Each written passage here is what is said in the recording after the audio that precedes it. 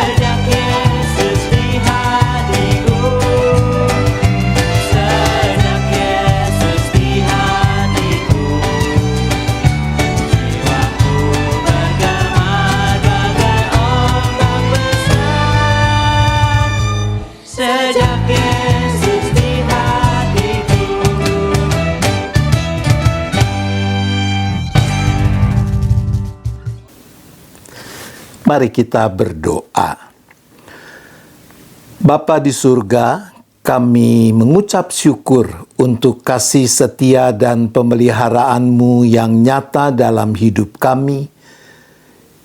Kami boleh memasuki hari baru ini dalam keadaan baik, bahkan sekarang kami boleh kembali dipersatukan di dalam persekutuan doa pagi. Kalau sebentar kami akan membaca, mendengar, merenungkan apa yang dipersaksikan Alkitab akan kebenaran-Mu. Tolong kami, agar kami mau dengan gembira, dengan rela, memberi diri dipimpin hanya oleh Roh Kudus, sehingga dengan pimpinan Sang Roh Penolong, kami beroleh hikmat untuk makin mengerti kebenaran firman-Mu, dan kami makin bersungguh melakukannya. Kami menyerahkan rangkaian persekutuan doa pagi ini sampai dengan selesainya hanya ke dalam tangan kasih, pemeliharaan, dan penyertaan Tuhan. Kami memohon hanya di dalam nama Tuhan Yesus Kristus. Amin. Pagi ini kita bersama diajak untuk memperhatikan apa yang dicatat, yang dipersaksikan di dalam surat Efesus. Efesus pasal 5 ayat 8 sampai dengan ayat 11. Efesus pasal 5 ayat 8 sampai dengan ayat 11. Saya membacakan bagi kita sekalian demikian. Memang dahulu kamu adalah kegelapan, tetapi sekarang kamu adalah terang di dalam Tuhan. Sebab itu, hiduplah sebagai anak-anak terang, karena terang hanya berbuahkan kebaikan dan keadilan dan kebenaran, dan ujilah apa yang berkenan kepada Tuhan. Janganlah turut mengambil bagian dalam perbuatan-perbuatan kegelapan yang tidak berbuahkan apa-apa, tetapi sebaliknya, telanjangilah perbuatan-perbuatan itu. Demikian Ibu Bapa Saudara-saudara apa yang sudah kita baca dan dengar dari teks surat Efesus ini. Maka kita adalah orang-orang yang berbahagia kalau dengan kesungguhan kita mendengarkan firman Tuhan, kita memelihara dan melakukannya. Ibu Bapa Saudara-saudara yang terkasih, ceritanya terjadi di sebuah kota kerajaan. Raja suatu saat menggunakan kereta kuda berkeliling di kotanya itu karena ia ingin sungguh-sungguh mengenal kehidupan rakyatnya. Hal itu dilakukannya secara rutin. Hari itu mendekati tempat pembuangan sampah, ia melihat seorang anak remaja pria sedang mengais tumpukan sampah mencari sisa makanan. Entah mengapa, hatinya tergerak untuk mengambil anak itu. Ia menyuruh pengawalnya untuk membawa anak itu ke istana. Di istana, anak yang ternyata bernama Agnoyan itu dimandikan sampai bersih, dikenakan pakaian bagus sebagaimana layaknya seorang pangeran.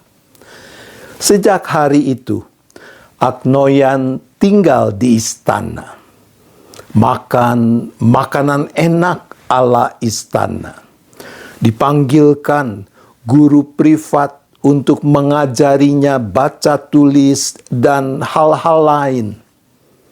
Nah, sebulan berlalu, raja kembali berkeliling menggunakan kereta kudanya. Kali ini ia mengajak Agnoyan untuk menemaninya. Semula semua berjalan lancar, sampai tibalah mereka di dekat tempat pembuangan sampah. Terjadilah hal yang tidak disangka-sangka. Agnoyan melompat dari kereta, lari mendekati tumpukan sampah itu dan mulai mengais-ngais. Raja hanya bisa geleng-geleng kepala sambil mengelus dada. Ibu Bapa, Saudara-saudara, tema kita pada hari ini dalam persekutuan doa saat ini beralih dari kegelapan, hidup sebagai terang. Kita telah membaca di dalam surat Efesus bagaimana kita diingatkan tentang hakikat keberadaan kita sebelum dan sesudah mengenal Yesus Kristus dan memilih untuk menjadi pengikut Kristus. Ayat 8 dari Efesus 5 mengatakan, memang dahulu kamu adalah kegelapan, tetapi sekarang kamu adalah terang di dalam Tuhan. Mari kita perhatikan. Dalam ayat ini dikatakan bahwa dahulu kita adalah kegelapan, bukan diam dalam kegelapan. Adalah kegelapan dan diam dalam kegelapan, dua hal yang tidak persis sama. Bayangkan, suatu malam kita sedang di rumah, menikmati makan malam bersama keluarga. Tiba-tiba listrik padam, dan tentu berakibat semua lampu tidak menyala. Kita berada dalam kegelapan. Tapi tentu kita tidak betah diam dalam kegelapan itu. Kita akan mungkin menyalakan senter dari HP kita, mencari lilin, menyalakannya, dan yang seterusnya, agar kita keluar dari suasana gelap itu. Kita sempat berada di dalam kegelapan, namun kita tidak betah diam di dalam kegelapan itu.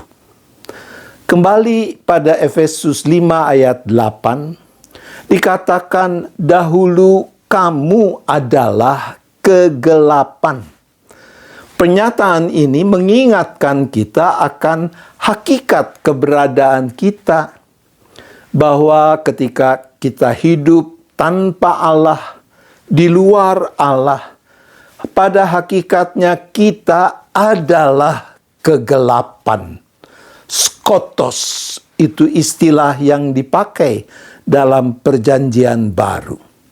Kata skotos digunakan dalam Septuaginta, yaitu Perjanjian Lama dalam terjemahan bahasa Yunani, untuk menerjemahkan kata Ibrani chosek. Chosek ini artinya gelap gulita, seperti kita temukan dalam Kejadian 1 ayat 2. Dikatakan, dicatat, bumi belum berbentuk dan kosong.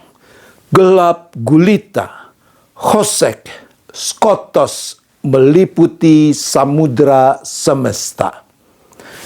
Kata skotos menunjuk pada kegelapan yang begitu pekat sehingga kita tidak bisa melihat tangan kita sendiri, apalagi melihat arah kemana kita melangkah.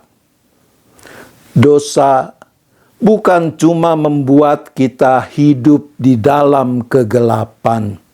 Ia mengubah kita sehingga kita sendiri menjadi kegelapan yang secara pasti akan berakhir dengan kebinasaan kekal. Ketika kita menjadi kegelapan, skotos, maka kita juga akan menghalangi orang lain untuk bisa melihat, menemukan jalan keselamatan. Bersyukurlah Allah Trinitas tidak berpangku tangan dan tinggal diam. Di dalam Yesus Kristus, Sang Terang hidup sejati, Allah hadir dan berkarya seperti surya pagi yang bersinar menembus kegelapan. Ketika kita secara sadar dan bertanggung jawab menyambut kehadiran Sang Terang sejati, maka kita dipindahkan, kita beralih dari kegelapan dosa yang membinasakan ke dalam terang keselamatan yang kekal. Hakikat keberadaan kita diubah. Kita bukan lagi kegelapan, melainkan terang di dalam Tuhan. Namun, seperti cerita tentang Agnoian, anak gembel yang diangkat menjadi anak raja, ternyata tidak mudah untuk mengubah hakikat keberadaan. Agnoian adalah kata dalam bahasa Yunani yang kita temukan dalam Efesus 4 ayat 18. Ketika menggambarkan kondisi orang di dalam keberdosaannya, Paulus menuliskan, pengertiannya yang gelap, jauh dari hidup yang berasal dari Allah, karena kebodohan yang ada di dalam mereka dan karena kekerasan hati mereka. Ketika kita mau memenuhi panggilan untuk hidup sebagai terang, maka kita harus memahami pergumulan yang harus kita tempuh itu. Agnoian yang berasal dari kata agnoia diterjemahkan dengan istilah kebodohan. Kebodohan yang dimaksud di sini bukan bicara tentang kemampuan intelektual, bukan soal tinggi rendahnya IQ.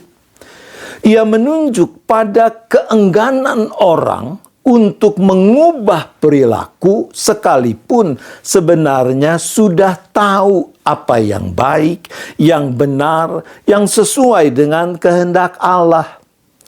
Agnoia adalah sikap di mana orang mengabaikan apa yang sudah diketahuinya itu karena masih betah dengan kehidupan lamanya, hidup di dalam dan sebagai kegelapan. Ketika kita mau hidup sesuai dengan keberadaan yang baru di dalam Tuhan, yaitu untuk hidup sebagai anak-anak terang, tidak ada pilihan lain kecuali bahwa kita mau dengan tulus, dengan sungguh-sungguh membuktikan melalui buah yang nyata dalam keseharian hidup kita, yaitu kebaikan dan keadilan dan kebenaran.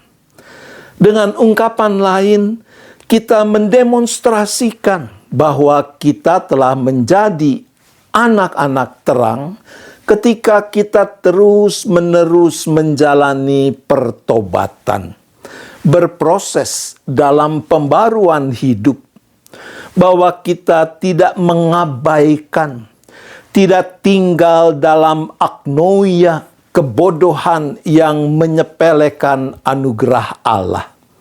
Kita mau berbalik 180 derajat dari hidup sebagai kegelapan menjadi hidup sebagai terang. Kita bukan cuma sekedar makin tahu mana kehendak Allah, apa yang baik, yang berkenan kepadanya dan yang sempurna, tetapi terutama kita mau mewujudkannya dalam perilaku keseharian hidup kita. Saudara-saudaraku, jangan sia-siakan anugerah Allah yang telah menjadikan kita sebagai anak-anak-Nya. Hiduplah sebagai anak-anak terang. Tuhan menolong kita. Amin. Mari kita berdoa. Bapa di surga, kami sungguh bersyukur atas anugerah yang Kau limpahkan kepada kami di dalam Yesus Kristus Sang Terang Sejati dan dalam persekutuan dengan Roh Kudus. Kami bersyukur karena kami bukan lagi kegelapan, tetapi kami telah menjadi terang di dalam Tuhan. Tolong kami ya Bapa, agar kami mau merawat hakikat keberadaan kami yang baru di dalam Yesus Kristus itu. Agar kami mau dengan sungguh-sungguh, dengan kekuatan Sang Roh Penolong, menjalani hidup sedemikian rupa, sehingga nyata bahwa kami adalah anak-anak terang. Biarlah kebaikan, kebenaran, keadilan boleh semakin nyata di dalam keseharian hidup yang kami jalani. Dalam kerinduan seperti itulah, saat ini kami kembali sehati, kami berdoa. Berdoa bagi setiap anak-Mu seisi keluarga masing-masing, baik anggota maupun simpatisan, dengan berbagai pergumulan yang masih dihadapi, dengan berbagai beban yang masih harus dipikul. Mungkin ada yang masih bergumul karena masalah sakit, penyakit, gangguan kesehatan, lemah tubuh. Entah itu dialami sendiri atau oleh anggota keluarga. Mungkin ada yang punya persoalan karena ketidakharmonisan relasi antar anggota keluarga. Barangkali ada yang sedang punya beban karena masalah finansial, masalah sumber penghidupan, pekerjaan, usaha. Barangkali Anda yang sedang bingung, gamang menghadapi masa depan karena rupa-rupa ketidakpastian yang ada, entah terkait dengan studi, pekerjaan, perjodohan, dan seterusnya. Ya Bapa, ajar kami untuk meyakini bahwa sungguh Engkau adalah Bapa yang rahmani, yang bekerja dalam segala sesuatu untuk akhirnya mendatangkan kebaikan bagi orang-orang yang mengasihi-Mu. Teguhkanlah iman, pengharapan, dan penyerahan kami kepadamu. Beri kami kepekaan untuk mengenali karya Tuhan, jalan yang Tuhan berikan, yang mungkin tidak persis sama dengan apa yang kami inginkan, dengan apa yang kami harapkan.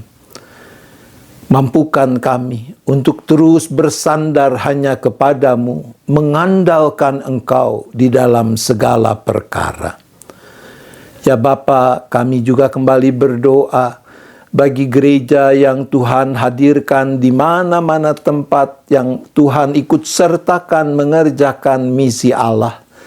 Biarlah gereja-gerejamu mau makin tekun, makin setia, untuk dengan sukacita, dengan kasih yang meluap, memenuhi tugas panggilan yang Tuhan percayakan. Tidak hanya sibuk dengan urusan diri sendiri, tapi sungguh-sungguh hadir sebagaimana hakikatnya yang adalah terang dan garam dunia ini. Kami berdoa ya Bapa untuk jemaat GKI Gading Indah dengan kegiatan-kegiatan dalam hidup persekutuan, pelayanan, dan kesaksiannya. Tuhan berkenan sempurnakan rupa-rupa kegiatan itu menjadi sarana di mana jemaat-Mu ini boleh makin bertumbuh dalam kedewasaan spiritual, sehingga makin mampu menghadirkan diri sebagai anak-anak terang. Khususnya kami berdoa bagi proses di mana sedang dilakukan upaya untuk membentuk kepengurusan baru bagi badan-badan pelayanan jemaat. Proses penyusunan rencana kerja dan anggaran untuk tahun pelayanan yang baru. Ya Tuhan, kiranya Engkau yang turut campur tangan sehingga boleh menjadi nyata apa yang menjadi kehendak-Mu di dalam seluruh proses ini, dan pada akhirnya kehendak Tuhan sajalah yang diwujud nyatakan. Ya Bapa, kami juga kembali berdoa bagi bangsa dan negara kami dengan berbagai pergumulan yang dihadapi. Secara khusus kami berdoa memohon hikmat, kemauan, keberanian yang dari Tuhan sendiri bagi para pemimpin bangsa kami, baik di pusat maupun daerah, khususnya di dalam upaya-upaya untuk mewujudkan kedamaian, kesejahteraan bagi segenap bangsa beralaskan keadilan dan kebenaran. Terlebih khusus kami berdoa bagi penanganan mereka yang mengalami kesesakan karena bencana-bencana yang terjadi belakangan ini. Kami percaya bahwa Engkau ada bersama dengan mereka dalam kesesakan mereka, dan Engkau memanggil kami untuk memberi diri menjadi saluran berkat Tuhan, untuk menyatakan kasih dan kepedulian Tuhan bagi mereka. Mampukan pemerintah maupun lembaga-lembaga sosial kemasyarakatan untuk sungguh-sungguh melakukan tanggung jawab yang dipercayakan dalam pemulihan para korban akibat bencana-bencana ini dengan benar. Terima kasih ya Bapa, kami bersyafaat hanya di dalam nama Tuhan Yesus Kristus. Amin. Mari saudara-saudara kita menyanyikan lagu penutup dari PKJ nomor 200, Ku Diubahnya. Kita nyanyikan bersama dengan Jemaat GKI Bekasi Timur.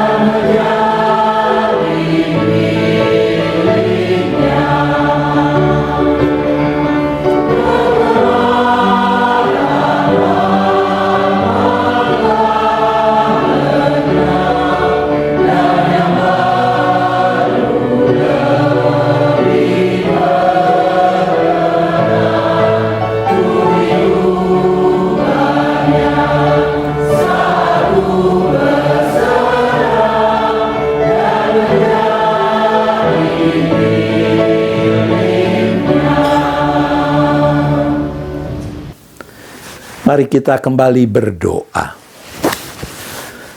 Bapa di surga, kami akan segera akhiri persekutuan doa pagi saat ini.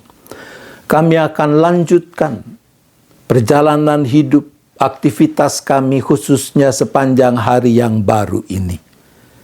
Mampukan kami untuk terus menggenggam erat tangan kasih-Mu yang senantiasa terulur untuk menopang memimpin kami.